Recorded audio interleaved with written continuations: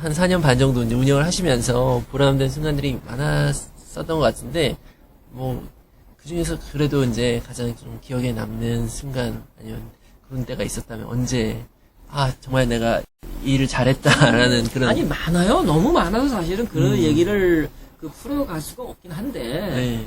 그리고, 왜냐면, 오는 분들이 다 사연이 있어요. 많은 사연들이 나름.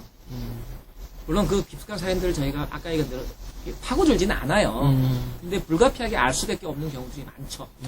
왜냐면 우리가 뭐 어떤 신청할 때 사연을 받기도 하고, 뭐, 네. 하니까. 또 얘기하다 보면 나오기도 하고.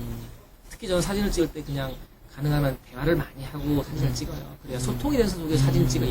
그러다 보면 이제 자연스럽게 나오다 보니까 또 그분들도 편해서 그런지 이런저런 얘기를 하니까 스토리가 참 많아서 뭐 딱히 그렇지만 뭐 굉장히 밝고 그다음에 기운찬 경우도 많고. 네. 근데 대부분이 그래요. 왜냐하면 우리가 생각할 때 장애인분들 아니면 뭐 저소득층 아니면 뭐 등등 해가지고 거기에는 편견으로 아까처럼 뭐 불행할 거다, 힘들 거다, 뭐 다니요.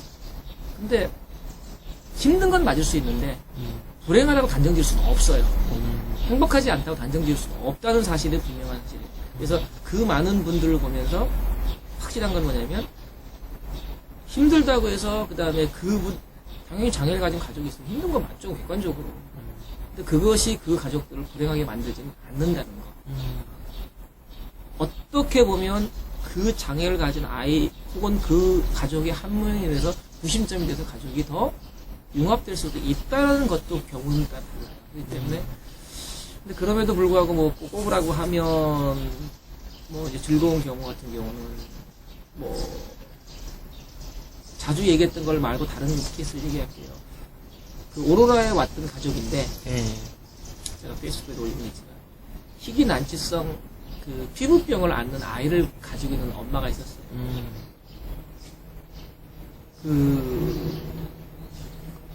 그렇게만 이제 기록에 이렇게 신청을 할 때 알고 나서 아이를 딱 만났는데 깜짝 놀랐어요. 굉장히 심한 화상을 입은 정도의 아이의 얼굴. 그게 이제 온 몸의 피부병인 거예요. 원인도 잘 모르는 난치성. 그래서 피부가 다 이렇게 거칠거칠 일어나고, 그 다음에 그 화상 입은 것처럼 돼 있고, 그 다음에 이 피부, 눈 안쪽의 피부는, 겉에 피부는 그렇지만 안쪽은 안 그러니까. 근데 이게 이제 이렇게 안쪽이 파랗게 이렇게 눈 피부. 그다음에 머리도 이게 두피도 당연히 피부가 있으니까 이제 거기도 이렇게 다 붙어가지고 머리가. 근데 그런 아이를 키우는 엄마고, 또 사연은 모르지만 아빠는 안 계세요. 그래서 오셨는데 어떤 분하고 오셨냐면 친엄마, 친아버지, 그러니까 친정엄마, 아버지하고 오셨어요. 어쩜 또 그렇게 기부해? 친정엄마, 아버지가 또 청각장애인 부부입니다. 그 청각장애인 부부가 딸을 낳고, 근데 그 딸이 결혼을 해서 그 아이를 낳는데 그 아이가 또 그런 거. 그럼 이 상황은 객관적으로 그 보면 어마어마하게 힘든 상황이에요. 그죠? 그때 그 엄마가 너무 밝아요. 사회복지사예요. 그것도 우리 사진가를 방송 보고 알아서 신청한 거예요, 그 내용을.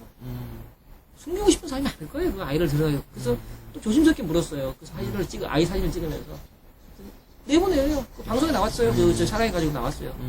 내보내요. 그러니까, 그것만 아는 거지. 그 아이를 그래도 그렇게 외부로 노출시켜야 아이가 어떤 사회 접점이 넓어진다는 걸 아는 거죠. 근데 쉽지 않은 얘기예요. 그걸 보면, 생각이 달리 해야 되는 거 아니에요, 우리가요? 책으로 많이 읽죠. 아까 얘기한 책으로 그런 얘기, 뭐, 오체불만족, 오체만, 있죠, 그죠? 그 책을 보면, 그럴 수 있을 거야.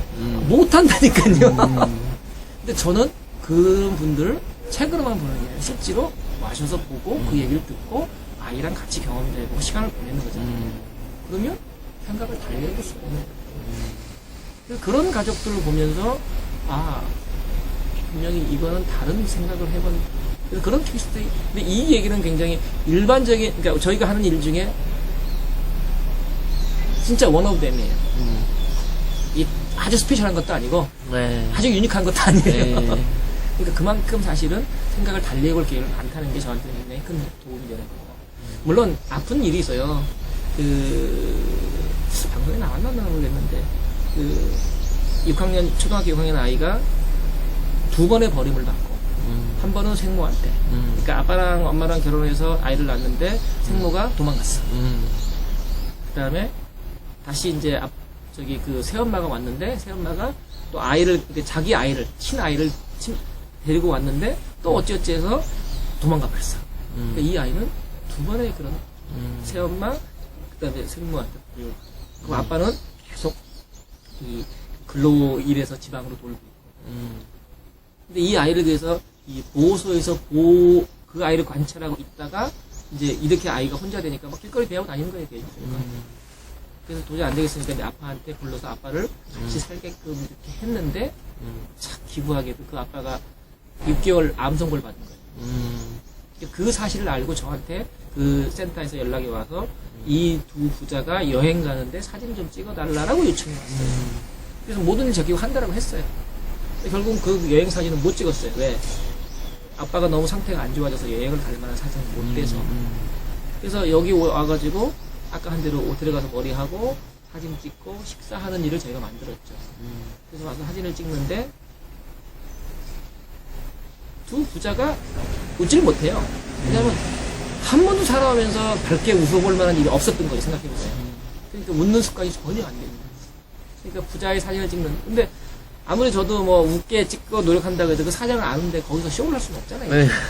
그래서 그냥 이제 찍어드렸는데 그 아빠가 찍고 나서 당연히 자기 병을 알고 있으니까 이제 장수 사진을 찍어달라고, 염전사진이죠. 찍어달라고 했고, 찍어줬고. 그 찍은 뒤로 한 달 만에 아빠는 돌아가셨어요. 네, 그런 일, 그 아이는 그래서 지금 이제 보호소에서 이제 이렇게 하고 있고, 물론 그 아이를 위해서 제가 지인들한테 이렇게 페북에 올려가지고 50만원도 모금해서 이제 그 아이한테 지원도 하고, 원래는 여행 비용으로 쓰려고 했는데, 여행 못 간다고 되게 이후로 해서 그 아이한테 이제 주기도 하고, 근데 거기까지 제가요. 더 이상 가지 못한다는 거, 안 간다는 거죠. 안 됐죠, 그 아이. 혼자 남아있으니까. 그렇지만 제가 그 아이를 더 이상 뭐로 어떻게 할 거예요. 제가 할 수 있는 일이 아니잖아요. 못하잖아요. 그래서 거기까지. 아까와 같은 그런 예예요.